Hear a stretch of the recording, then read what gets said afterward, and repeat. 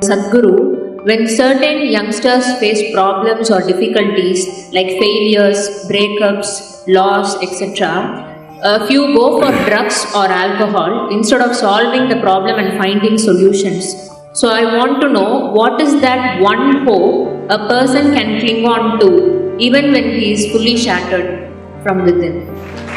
Oh, so many broken hearts here who are clapping their hands.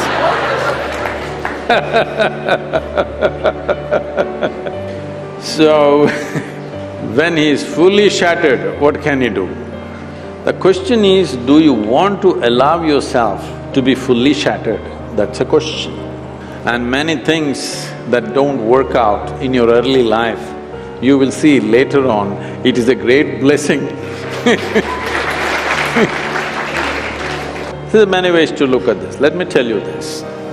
This happened in 1941. This is just when the Nazi movement was building up in Germany and in some parts of Europe. So one day in Austria, a bunch of German soldiers came, broke into the homes, the Jewish family, a rich family, they broke the home and took away the adults, everything was robbed. And these two children, a 12-year-old girl and an 8-year-old boy were taken away. They were taken to a railway station. This is the month of November end, December kind of time, when it's becoming very cold. So they were kept in the railway station for 3 days because the trains did not come. Boys, little boys being boys, they started playing football. So they were playing football and then suddenly the train came. The train is not a passenger train, it's a cargo train, the goods train. So when the train came, the soldiers came and rushed everybody into the wagons which are there.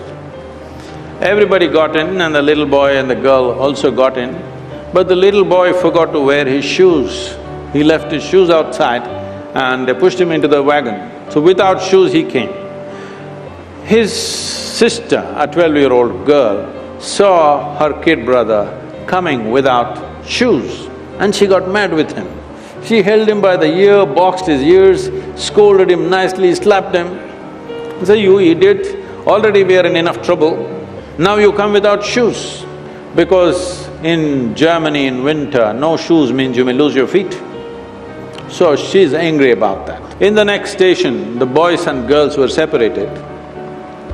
After 4 years, after the war was over, she came out of the concentration camp to find 17 members of her family, including her little brother, all had vanished.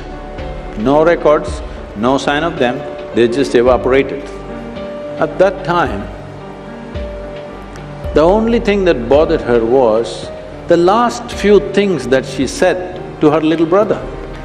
She loves her brother, but the last few things that she said to him were such terrible things, it rang in her mind and troubled her.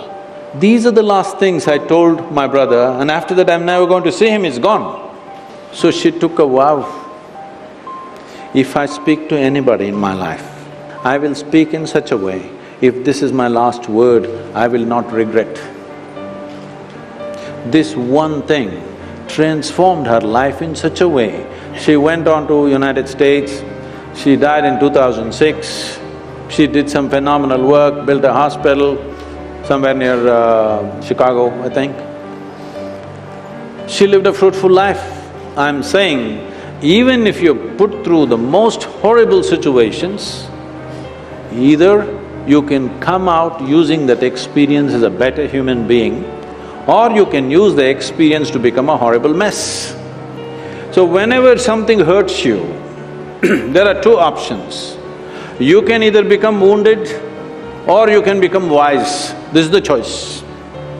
The more things hurt you early on in your life, the wiser you should have become, isn't it? But unfortunately, most people become wounded. This is simply because they just need an excuse to turn their own intelligence against themselves, that's all. Especially if the world around you turns against you, is it not very, very important that your intelligence stands up for you?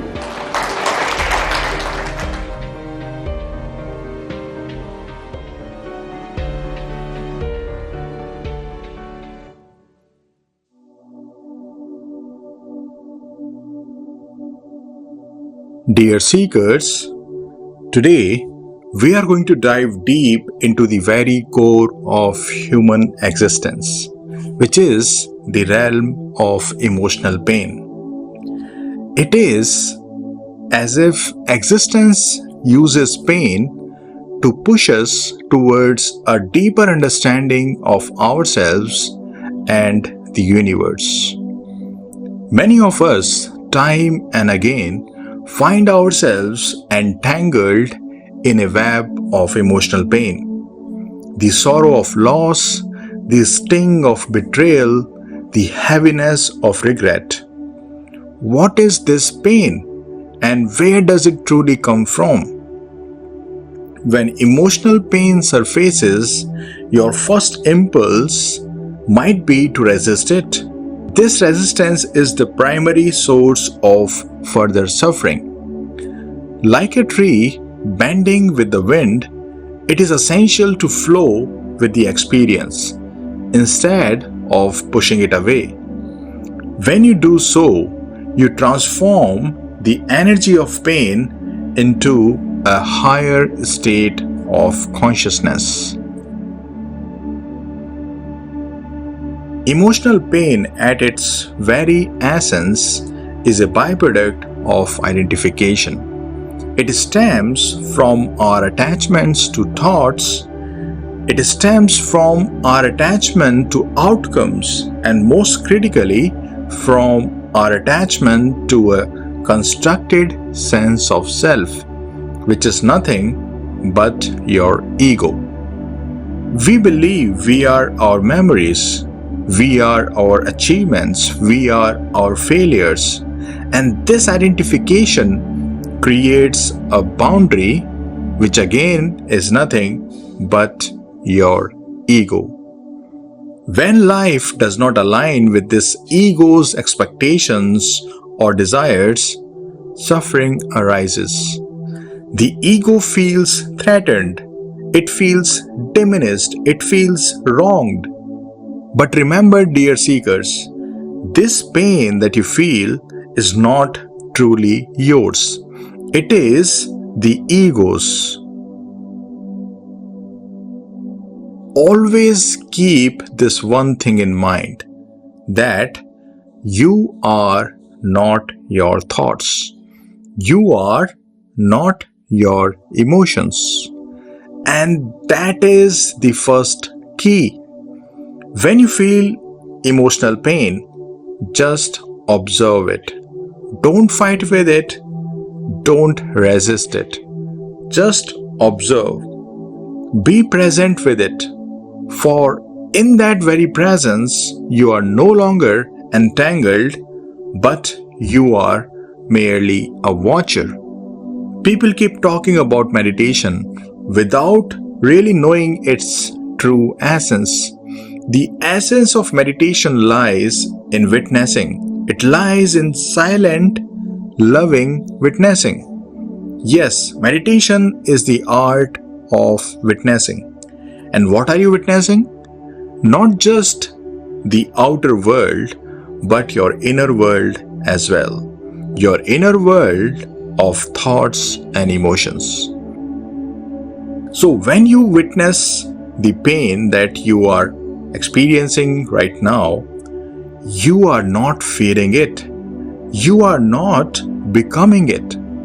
You are creating the space between the real you, between the divine conscious you, and the pain that the ego experiences. So how do we transcend this pain? The first step is to accept it unconditionally. Just like you would hold a crying child, hold your pain with compassion. Hold your pain with utmost love. Understand its fleeting nature. Recognize that it is not permanent. Dive deep within yourself and ask yourself, who is it that feels this pain?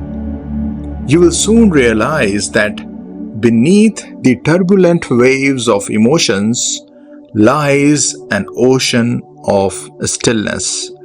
Beneath the turbulent waves of emotions lies an ocean of pure consciousness, the ocean of your divine conscious being. That is your true self.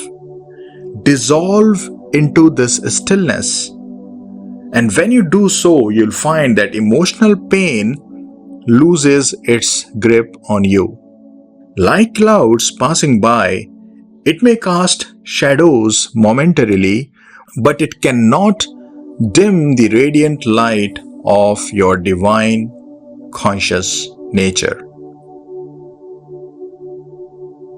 Embrace every moment as if it were a lesson, as if it were a dance of energies, sometimes harmonious, sometimes challenging, but always changing. By staying rooted in your true self, by staying rooted in your divine conscious nature, you will navigate life with grace and you will observe its play without getting entangled. Remember, dear seekers, pain might visit you, but you are not the pain. You are the vast sky of consciousness, unblemished, pure, stainless, no matter how stormy the clouds. And as you go forth, keep this in mind. Emotional pain is not a curse, but a doorway. A doorway to what? A doorway that, if approached with consciousness and understanding, leads you to a deeper realization of who you truly are beyond this body-mind complex. Breathe, be present, and dance in the eternal now. Celebrate life, celebrate existence, and always remember that you are not the drama of your life.